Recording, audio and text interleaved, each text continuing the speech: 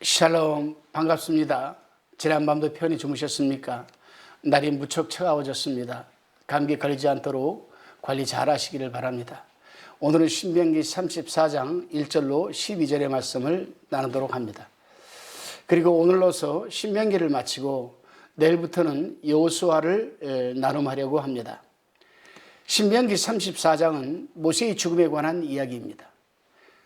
하나님께서는 모세로 하여금 느보산에 오르게 하셨고 앞으로 이스라엘 백성들이 들어가서 살게 될 가나안 땅을 바라만 보게 하셨습니다. 4절 말씀을 보면 여호와께서 그에게 이르시되 이는 내가 아브라함과 이삭과 야곱에게 맹세하여 그 후손에게 주리라 한 땅이라. 내가 내 눈으로 보게 하였거니와 너는 그리로 건너가지 못하리라 하시매 라고 기록되어 있습니다. 하나님의 뜻에 따라 모세는 이스라엘 백성들의 출애굽의 지도자가 되었지만 정작 모세 자신은 약속의 땅에 들어가지 못했던 것입니다. 모세가 가나안 땅에 들어가지 못한 비밀한 뜻은 민수기 20장을 참고하시기를 바랍니다. 다시 본문 5절 6절 말씀을 읽어보면 이에 여호와의 종 모세가 여호와의 말씀대로 모압 땅에서 죽어 벳볼 맞은편 모압 땅에 있는 골짜기에 장사되었고 오늘까지 그 묘를 아는 자 없으니라 라고 되어 있습니다. 모세는 모압 땅에서 죽어 골짜기에 장사되었지만 그의 무덤을 알 수가 없다고 합니다. 그 이유가 무엇일까요? 그것은 하나님께서는 모세라는 한 인간의 우상화를 막기 위해서 모세의 무덤을 사람들이 알지 못하게 하였던 것입니다. 사람들이 모세의 지팡이나 모세의 무덤을 미신처럼 숭배하지 못하게 하는 것이었습니다. 그러나 신약 마태복음 17장, 마가복음 9장, 누가복음 9장을 읽어보면 모세는 천국에 들어간 것을 알 수가 있습니다. 다시 본문 7절에 모세의 죽을 때 나이 120세나 그 눈이 흐리지 아니하였고 기력이 쇠하지 아니하였다라고 기록하고 있습니다. 모세가 죽을 때 인간적으로 보자면 120세의 고령의 나이였으나 시력도 흐리지 아니하였고 기력도 쇠하지 않았다라는 것입니다. 모세는 나이가 많아서 또는 병이 들어서 죽은 것이 아니라 모세는 지극히 건강한 상태에서 하나님이 맡겨주신 사명을 잘 감당하고 역사의 무대에서 퇴장한 것입니다. 모세는 애굽의 궁중에서 40년을 보냈고 미디안 광야에서 40년을 보냈으며 80세의 나이에 하나님의 종으로 등장을 하여서 나머지 40년을 출애굽의 지도자로서 이스라엘 백성들을 섬겨왔습니다. 그리고 모세는 하나님의 뜻에 따라 자신이 약속의 땅으로 들어갈 수 없게 됨을 알고 자신이 대신할 이스라엘 지도자를 하나님께서 세워주시기를 간구하였습니다. 이에 대한 응답으로 하나님께서는 눈의 아들 여호수아를 모세의 후계자로 말씀하셨던 것입니다. 그리하여 모세는 자신이 죽기 전에 여호수아에게 안수를 하였습니다.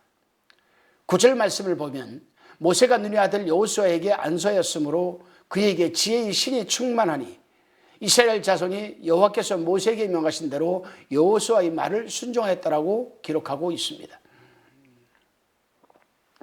모세의 죽음은 이스라엘 역사에 있어서 한 시대를 닫고 새로운 한 시대를 여는 중요한 전환점이었습니다. 출애굽과 광야 시대의 막을 내리고 가나안 시대라는 새로운 시대를 여는 순간이었습니다. 하나님께서는 모세의 퇴장 이후에도 모세를 대신할 여호수아를 이스라엘의 새로운 지도자로 등장시키면서 지혜의 영을 충만하게 하셨던 것입니다. 하나님께서 여호수아에게 지혜의 영을 충만하게 하셨다는 것은 부르심을 받은 사람에게는 실제로 일할 수 있는 능력을 갖추어 주셨다는 것입니다.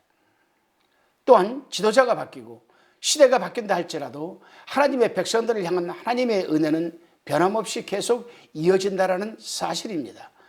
본문 10절로 12절 말씀을 읽어보면 그 후에는 이스라엘이 모세와 같은 선지자가 일어나지 못하였나니 모세는 여호와께서 대면하여 아시던 자요 여호와께서 그를 애굽 땅에 보내사 바로와 그 모든 신하와 그 온 땅의 모든 이적과 기사와 모든 큰 권능과 위엄을 행하게 하시매 온 이스라엘 목전에서 그것을 행한 자더라라고 증거하고 있습니다.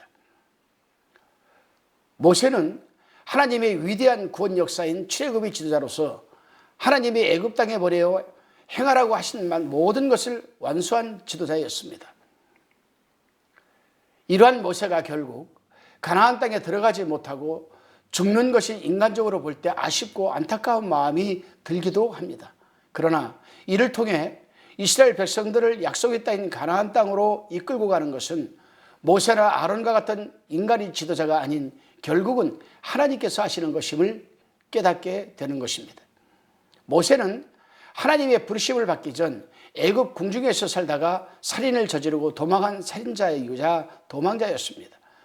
언변도 부족했지만 하나님께서는 그러한 모세를 80세에 부르시고 위대한 출애굽의 지도자로 사용하셨습니다. 그리하기에 그러한 모세는 사람 뒤에 계시는 하나님을 바라보아야 하는 것입니다. 그렇습니다, 여러분. 하나님의 구원의 역사는 모세나 여호수아나 그 어떠한 사람의 지도력이 아니라 오직 하나님께서 궁극적으로 주관하신다라는 사실입니다. 사랑하는 동역자 그리고 시청자 성도 여러분, 오늘 하루의 삶 속에서 우리 뒤에 계시는 하나님을 바라볼 수 있기를 간절히 소망해 봅니다. 오늘도 우리 뒤에 계시며 우리 삶을 주관하시는 하나님이 선하시고 기쁘신 뜻 안에서 살아가는, 또 온전히 구원을 이루어가는, 또 온전히 승리하시는 우리가 될 수 있기를 기도드립니다. 기도하시겠습니다. 주님, 오늘 하루의 삶 속에서도 우리 뒤에 계시며 우리 삶을 주관하시는 하나님을 바라보며 하나님이 선하시고 기쁘신 뜻 안에서 살아가는 우리가 될 수 있기를 예수 그리스도 이름으로 기도드리옵나이다. 아멘.